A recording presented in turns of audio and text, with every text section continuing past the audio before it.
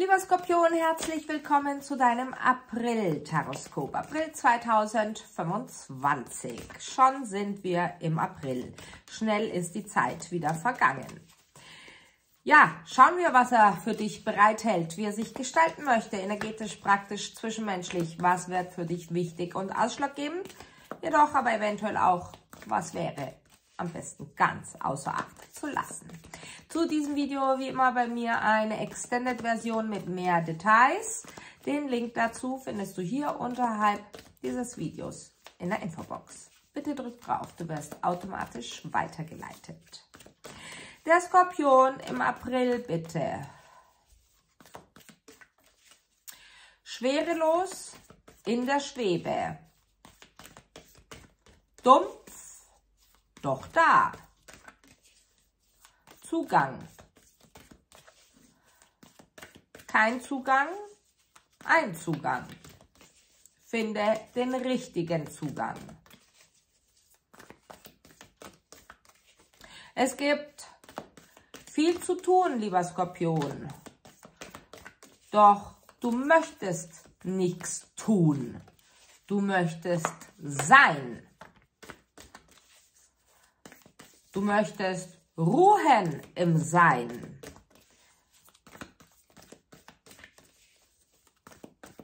Es ist nicht einmal gespürt, dass du zu sehr in deinen Gedanken bist, sondern jetzt fängt dieses Halskratzen schon wieder an. Ich habe dein Video bereits zweimal angefangen. Ich musste unterbrechen, weil mein Hals, ich nenne es Halskratzen, aber es hat gebrannt wie doch mal was. Es tut mir echt leid.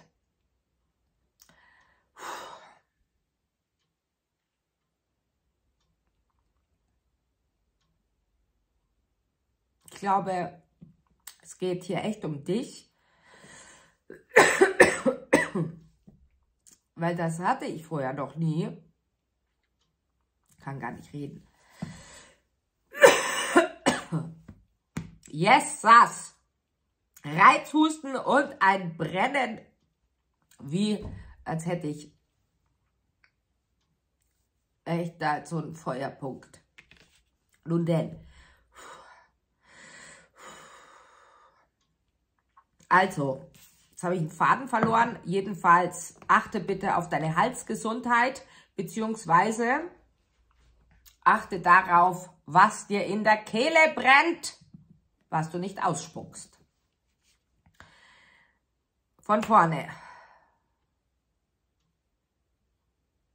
Ja, es geht gar nicht mal so sehr darum, dass deine Gedanken dich blockieren oder du irgendwas hast, worum du dich gedanklich jetzt kümmern musst oder dich sorgst, sondern es ist wie, als hättest du das Gefühl, oder es ist gefühlt so, als würdest du sagen, mein Kopf ist leer. Ich denke gar nichts. Ich möchte in diesem Zustand verweilen, denn ich brauche Ruhe. Ich muss etwas herausfinden. Im April bist du sehr beobachtend, vor allem dir selbst gegenüber, jedoch aber selbstverständlich auch deinen Mitmenschen und deinem Umfeld gegenüber. Es ist, als würdest du deinen Instinkten mehr auf die Schliche kommen wollen.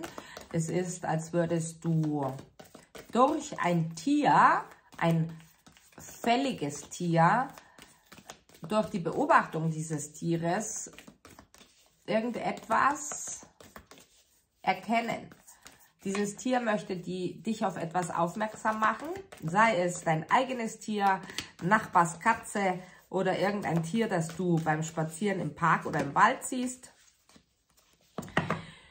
Du beschäftigst dich, möchtest dich beschäftigen, ob du dann die Zeit dazu findest, ist wieder was anderes. Du beschäftigst dich mit allem und nichts. Es ist, als wärst du auf der Suche nach einer Wahrheit, auf der Suche nach einer Weisheit, auf der Suche nach. Doch, lieber Skorpion, Vergiss in der Zwischenzeit nicht dein Leben zu leben. Du würdest dich am liebsten abschotten, ganz für dich allein sein, nicht nur für einen Tag, nein, am besten für ein ganzes Jahr. Bei dem Gedanken, allein bei dem Gedanken daran, lieber Skorpion, geht es dir gleich viel besser. Ich denke, du wirst in die Planung gehen, abrupt ab Mitte April, um den 15., 16., 17. April herum, dir definitiv unter dem Jahr, des verbleibenden Jahres, noch wirklich freie Tage, Wochen, Monate einzig und allein für dich einzuplanen. Für jemanden wird irgendeine Reise wichtig auf die Kanarischen Inseln.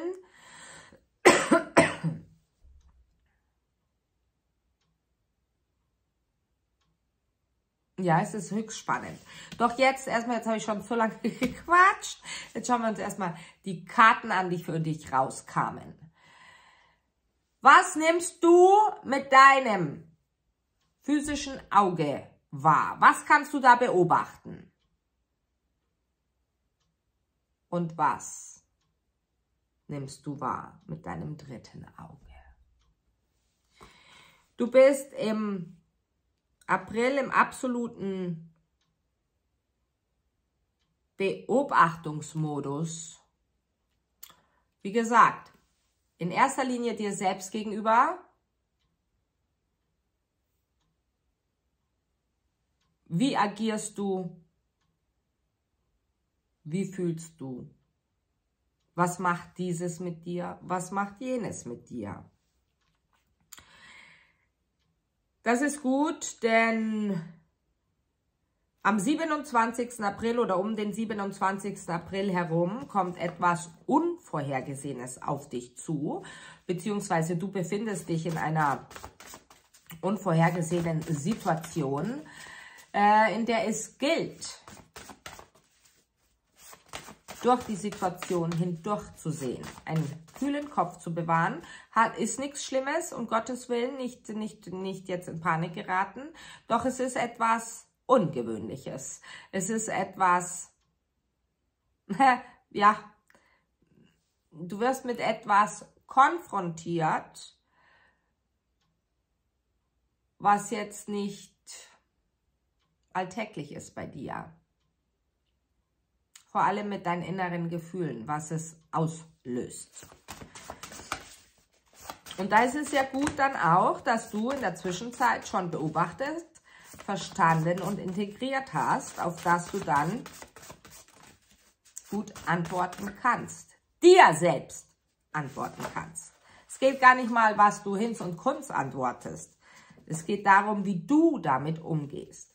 Schauen wir uns das Hauptthema an im April, das dich begleiten wird. Unter welchem Themenstern steht der April? Wow, du hast, du hast 2 Themenkarten. Ein Ende, um neu zum jetzigen Zeitpunkt besser, richtig durchstarten zu können, beginnen zu können. Es muss nicht gleich mit einer Handlung sein, es kann auch erst einmal eine Entscheidung sein, ein Beschluss sein. Denn du merkst, dass dein Traum, dein Wunsch unerreichbar bleibt, sofern du nicht dieses oder jenes veränderst. Es ist eine große Erkenntnis. Gut möglich, dass du auch mit einem Wassermann verbunden bist, dieser Wassermann jedoch zu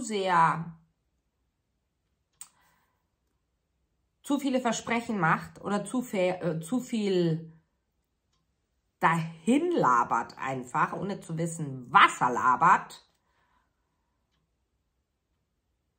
und ich denke, du wirst abschließen. Für dich ist Rosenquarz sehr, sehr ausschlaggebend im April, sehr energetisierend, gleichzeitig beruhigend, je nachdem, wie du es brauchst in diesem Moment. Er kräftigt dich auf eine ganz sanfte Art und Weise. Machen wir weiter, gehen wir in die Details. Der Skorpion, bitte.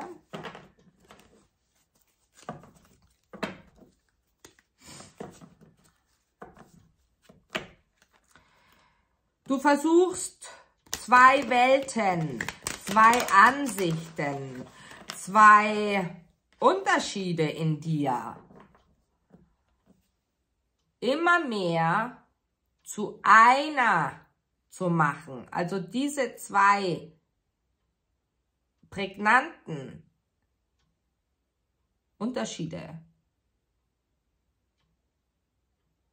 sowie das Irdische und das Feinstoffliche, wie Schwarz und Weiß, immer mehr zu einem zu gestalten, zu einem Ganzen. Beziehungsweise die Erkenntnis darüber, dass beides bestehen darf, es nicht ineinander gewürfelt, verwoben werden muss, sondern es darf sich auch nur leicht berühren.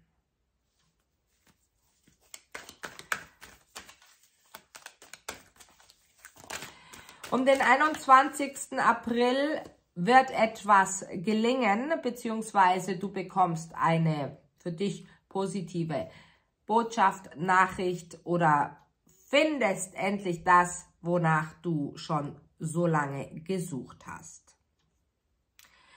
Du hast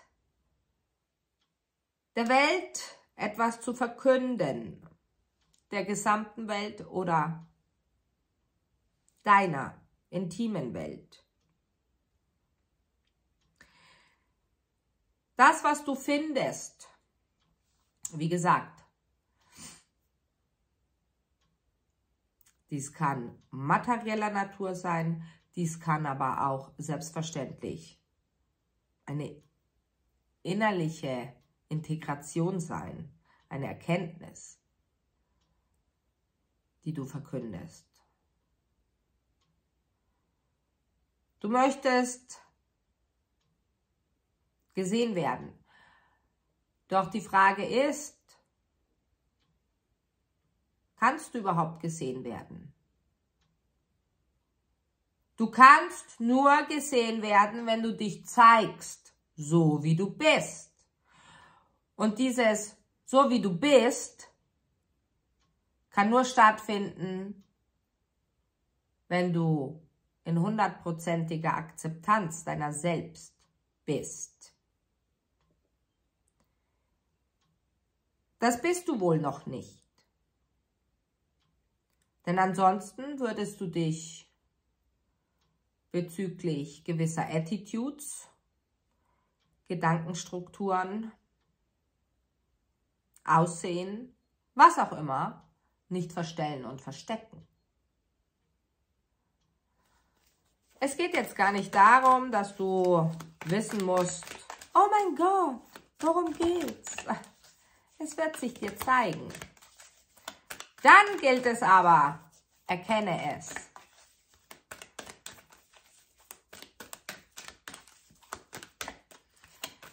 Es ist sehr viel Liebe um dich herum. Erkennst du sie? Über was definierst du Liebe? Wie definierst du Liebe?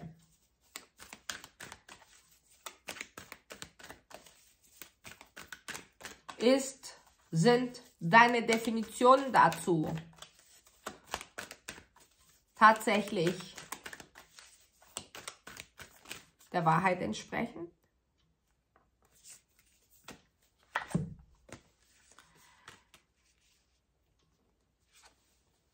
Anfang April, um den 4. April, lieber Skorpion, wirst du dir Ruhe gönnen, Ruhe brauchen, denn etwas Magisches geht vor sich. Und um das greifen zu können, keine Ablenkung. Du weißt das. Wir machen weiter im Extended mit mehr Details. Bis gleich. Wir freuen uns auf dich. Ciao.